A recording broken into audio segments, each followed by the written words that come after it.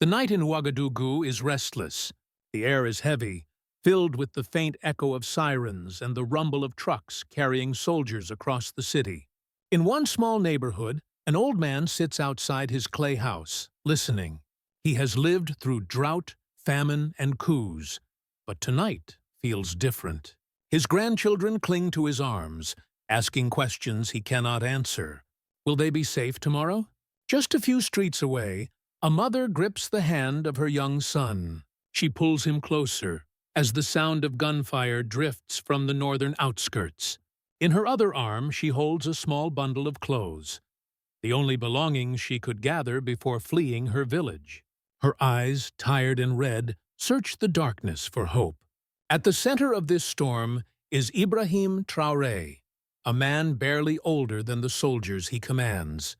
At only 35 years old, he has taken power in a nation where survival has become a daily struggle. His image, often shown in military fatigues with a stern gaze, has become a symbol. For some, it is the face of courage. For others, it is the shadow of uncertainty. Burkina Faso, a small nation in West Africa, is now standing at a crossroads. Terrorist groups have spread fear across its villages. More than 2 million people have been driven from their homes. Children sit in makeshift shelters instead of classrooms. Farmers abandon their fields, leaving behind parched soil and broken tools. And yet, through the suffering, there is still a fragile hope that one man might change the fate of an entire nation. So we ask, can Ibrahim Traoré truly protect Burkina Faso? Or is he risking everything in a struggle too great for one country to bear? Stay with us, because the story unfolding in Africa is not just about borders or politics. It is about families, faith, and the fight for survival in a world where silence can be as deadly as bullets. The streets of Ouagadougou once echoed with French military convoys. Their armored vehicles rolled past market stalls, their flags waved above dusty camps, and for decades, many believed that foreign powers would guarantee security in Burkina Faso. But by 2022, the illusion had shattered. Attacks by terrorist groups surged across the country. Villages were left smoldering, and entire communities were forced to flee. In just a few short years, more than 2 million people became displaced, turning schools into refugee shelters and hospitals into overcrowded safe havens. It was in this chaos that Ibrahim Traoré emerged. At only 35 years old, he led a group of young officers in a coup that would shake the nation. His rise was not just a political maneuver, it was born from frustration. Soldiers on the front lines were underpaid, under-equipped, and losing ground. Citizens in the north buried loved ones week after week, while the government in the capital remained paralyzed. Traoré, with a stern face and a soldier's uniform, stepped forward and declared that Burkina Faso would no longer bow to the old order. His first decisions sent shockwaves around the world. Within months, he demanded the departure of French forces, ending a decades-long military partnership. The air was thick with disbelief. How could a small, landlocked country, surrounded by instability, choose to stand alone? Yet for many Burkinabés, the sight of French convoys leaving Ouagadougou was not a loss, but a victory. Crowds filled the streets, waving the national flag, some even hoisting portraits of Traoré. They chanted slogans of independence, their voices echoing with both anger and pride. Still, reality on the ground was harsh. In the rural north, terrorist groups continued to raid villages, burning fields and taking hostages. Farmers abandoned their land, leaving behind cracked soil and empty homes. A teacher named Mamadou described how his school was attacked in broad daylight. The blackboard was still covered in chalk lessons about arithmetic, but the children never returned. "They want to erase our future," he said, his eyes fixed on the broken desks. Stories like his spread across Burkina Faso, fueling both grief and determination. International observers watched with unease. Removing French forces created a power vacuum, and rumors swirled about new alliances. Russian flags began to appear at demonstrations, a visible sign that Burkina Faso might be turning toward Moscow for support. For Washington and European capitals, this shift was alarming. Could Traoré's decisions destabilize not only Burkina Faso, but the entire Sahel region? But for ordinary people, politics mattered less than survival. In the capital, markets buzzed with speculation. Would the price of food rise again? In the countryside, families clung to radios, listening to news of attacks creeping ever closer. The sound of gunfire at night had become as familiar as the cry of roosters at dawn. Through it all, the name Traoré became both a rallying cry and a dividing line. Some called him the savior of Burkina Faso. Others whispered that his boldness might drag the country into even greater danger. As weeks turned into months, the weight of his decisions became clear. By rejecting foreign troops, Traoré had placed the full burden of defense on his young and under-equipped army. He called upon civilians to take up arms in local defense groups. Fathers trained alongside their sons, mothers cooked for militias, and children carried messages between outposts.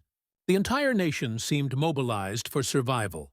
And yet, beneath the chants of pride and the symbols of independence, a haunting question lingered.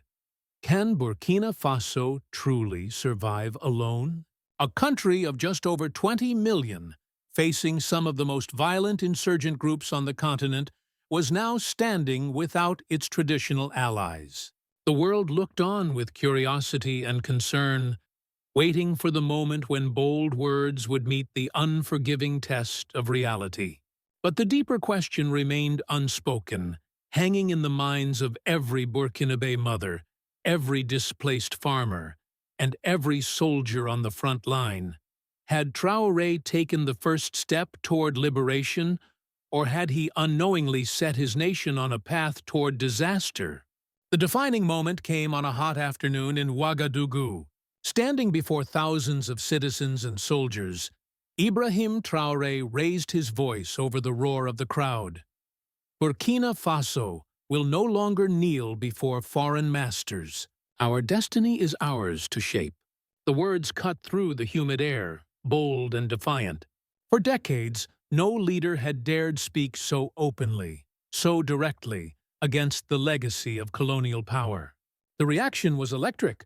Crowds surged forward, waving flags in the air, some the red, green, and yellow of Burkina Faso, others the tricolor of Russia. Young men climbed lampposts to hang banners declaring freedom or death. Mothers lifted their children high, as if to show them the man who promised a new future. The streets pulsed with music, chants, and the beating of drums. For a nation long weighed down by silence and fear, the sense of release was overwhelming. But behind the celebration was also unease. Not everyone in the crowd was convinced. Shopkeepers whispered about rising prices, teachers worried about their schools, and elders wondered whether expelling France had created more enemies than allies. "He speaks with courage," one elderly farmer muttered, "but courage cannot stop bullets." The line spread across markets and cafes, capturing the cautious skepticism of many. Internationally, Traoré's words spread like wildfire. French officials condemned his speech as reckless, while diplomats in Washington watched closely. Analysts warned that Burkina Faso could become a new front in the competition for influence in Africa. Already, Russian military advisors were rumored to be arriving quietly, their presence visible in small details. Men in unfamiliar uniforms at army bases, foreign aircraft landing under cover of night. To Western observers, these signs pointed toward a dangerous shift that could echo beyond the Sahel. The tension reached its peak when French convoys finally withdrew. Thousands of citizens lined the roads, some throwing stones at the departing vehicles, others simply watching in silence. For many, it was a moment of triumph. For others, it was the closing of a chapter they were not ready to end. A mother of 3, standing with her children by the roadside, summed up the paradox.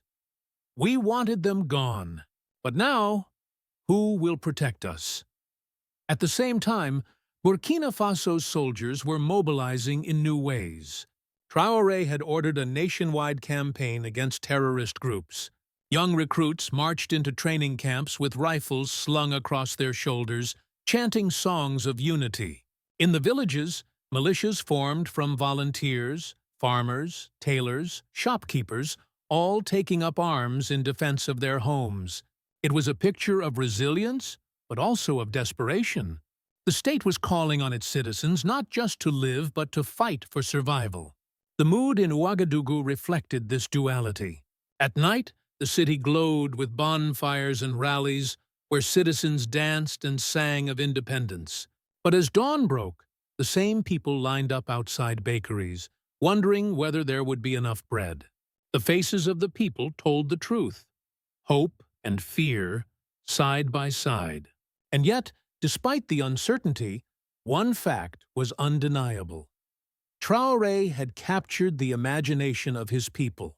In their chants, in their marches, and in their songs, they saw him as more than a president. He was a symbol of defiance, a man daring to stand against powers that had ruled over Africa for generations. Still, the question lingered in every whispered conversation, in every silent glance exchanged between neighbors. Could a nation of 20 million truly withstand the storm gathering around it? Or was this bold declaration the spark that would ignite an even greater fire across the Sahel? The impact of Ibrahim Traoré's decisions rippled through every layer of Burkina Faso's society. For the people on the ground, politics in the capital was not an abstract debate. It was the difference between life and death, between staying in their homes and abandoning everything they had ever known. Across the northern provinces, villages emptied overnight. Families carried what little they could on wooden carts, sacks of grain, cooking pots, and photographs wrapped in cloth. Along the dusty roads, streams of displaced people moved southward, their faces drawn with exhaustion. The government estimated that more than 2 million Burkinabé were forced from their homes by 2023, and aid groups warned that the numbers would continue to climb.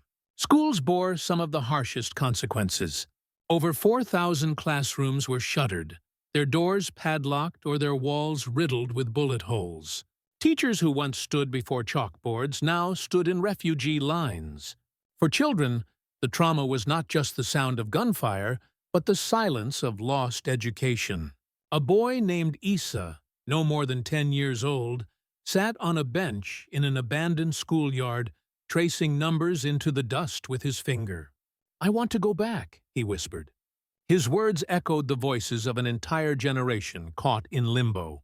Economically, the strain was relentless. Farmers could no longer tend their fields, leaving crops to wither under the burning Sahel sun. Markets in Ouagadougou struggled with shortages. Bags of rice doubled in price, cooking oil became scarce, and families lined up before dawn in hopes of buying bread. Inflation turned daily survival into a battle, one that the elderly and the poor were least prepared to fight. On the political front, Traoré's government moved quickly to consolidate control. Parliament was reshaped, alliances were redrawn, and the language of national sovereignty echoed in every speech. For his supporters, this was a rebirth, a chance to reclaim dignity stolen by decades of dependency. For his critics, it was a dangerous centralization of power in the hands of a leader too young and too untested.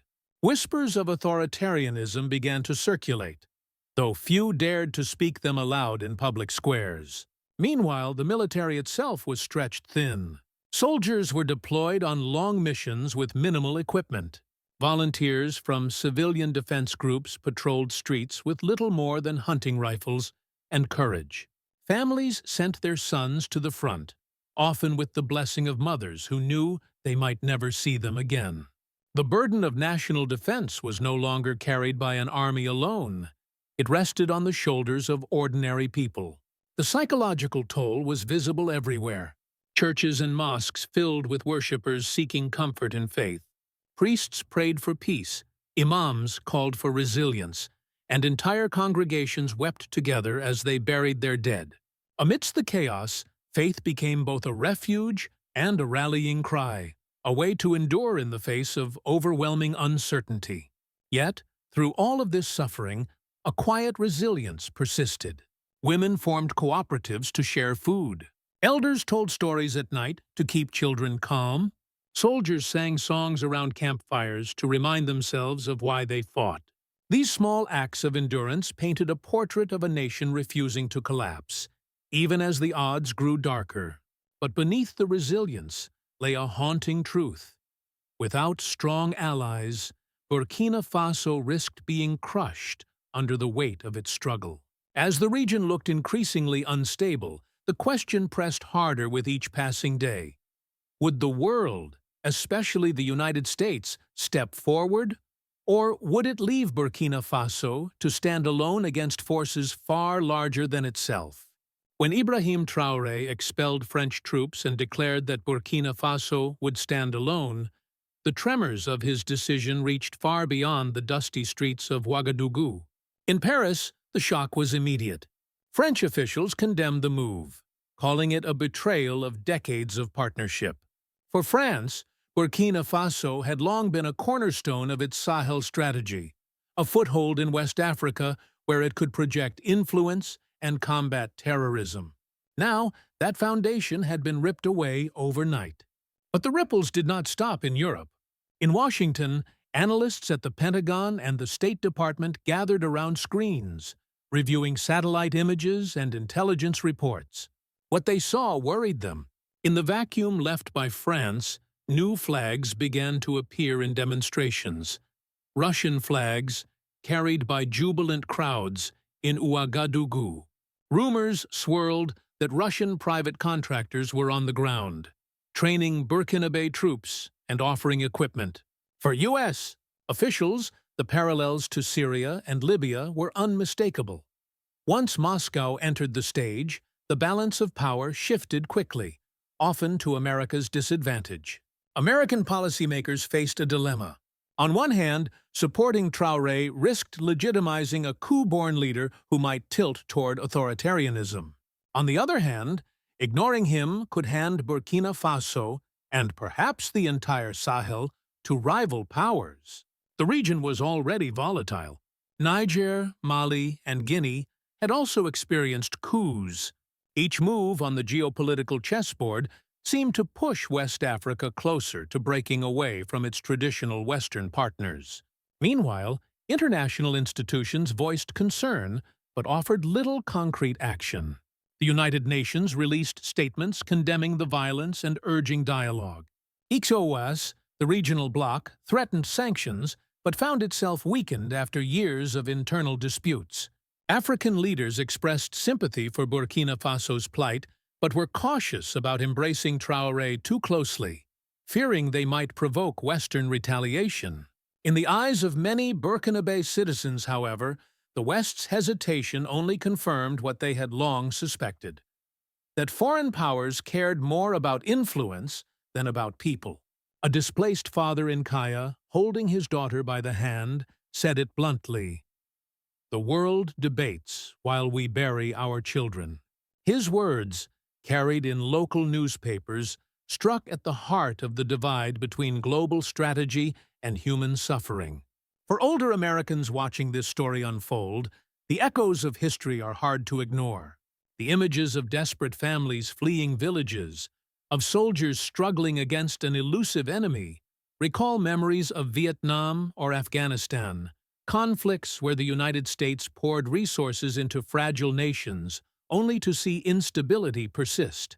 The fear is not just about another war far from home, but about the possibility that terrorist groups in the Sahel could one day strike beyond Africa.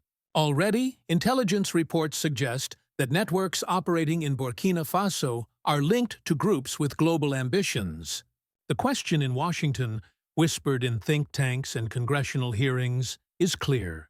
Should America intervene more forcefully in the Sahel? Or should it step back, letting local leaders like Traoré chart their own paths, even if that means watching them turn toward Moscow or Beijing? Europe, too, faces its own fears. Leaders in Brussels worry about migration. Every wave of violence in the Sahel sends more families fleeing northward, hoping to cross the Mediterranean.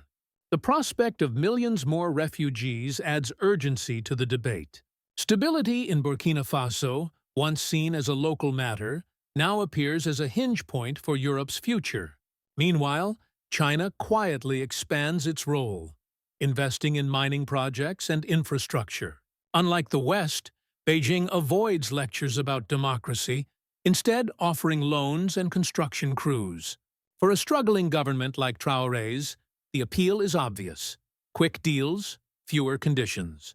But for the United States, every new Chinese contract represents not just economic competition, but a potential strategic foothold in a region already slipping from Western influence. The global stage is crowded, and Burkina Faso, once considered peripheral, is now a focal point. For Ibrahim Traoré, this means walking a dangerous line. His decisions are watched not only by his own people, but by generals in Moscow, ministers in Paris, and advisors in Washington. Every speech, every alliance, every military campaign becomes more than domestic policy. It becomes part of a larger battle for influence in Africa. And so the question that lingers is not only about Burkina Faso's survival, it is about the world order itself. Can the United States afford to let a small West African nation slip into the arms of rival powers? Or will it be forced to act, risking yet another entanglement in a region marked by poverty, violence, and unending uncertainty? For now, the answer remains unclear. But one thing is certain: what happens in Burkina Faso will not stay in Burkina Faso. It will shape Africa's future, Europe's security, and America's role in a world where power is constantly contested. The stakes are no longer just about a single leader or a single country. They are about whether the West can adapt to a new era, or whether the Sahel will become the graveyard of yet another global strategy. The story of Burkina Faso under Ibrahim Traoré is not just the story of one young leader. It is the story of an entire nation standing on the edge of history. Tonight, as families in Ouagadougou whisper prayers before sleep, the future of 20 million people hangs in the balance. Mothers wonder if their children will wake to the sound of school bells or to the crack of gunfire. Fathers ask themselves whether their sons will grow up to farm the land or to fight in the fields of war. Elders, who have lived through famine and coups, know that the choices made today will echo for generations. The warning signs are clear. If the violence in Burkina Faso spreads unchecked, the entire Sahel could fall into deeper chaos. Neighboring countries, already fragile, may follow the same path. Terrorist networks thrive in such vacuums, weaving connections that stretch far beyond Africa's borders. What begins as a battle in the dusty villages of Burkina Faso could one day ripple outward, destabilizing Europe and threatening the security of America itself. And yet, within the suffering lies a remarkable truth: the resilience of ordinary people.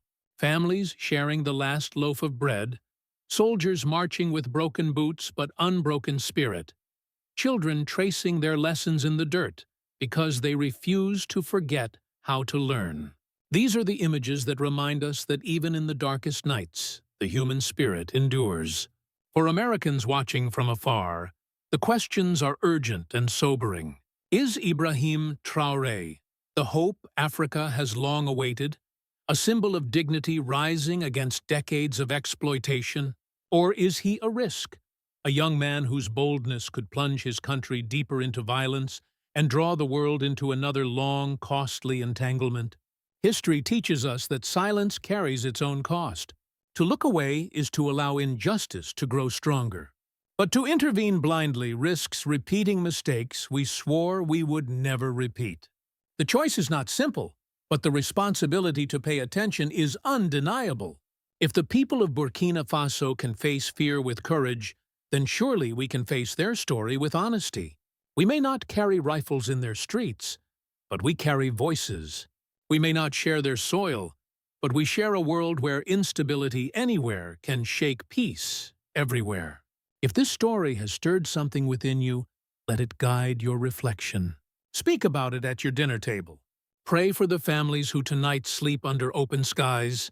Reflect on what justice means, not just for Africa, but for all of us. Because when one nation stands against overwhelming odds, it challenges every other nation to remember what dignity, courage, and freedom truly mean. And so we leave you with a question that lingers beyond headlines and beyond politics. Is Ibrahim Traoré the shepherd who will guide Burkina Faso to safety, or is he leading his flock into a valley of shadows? Only time will tell.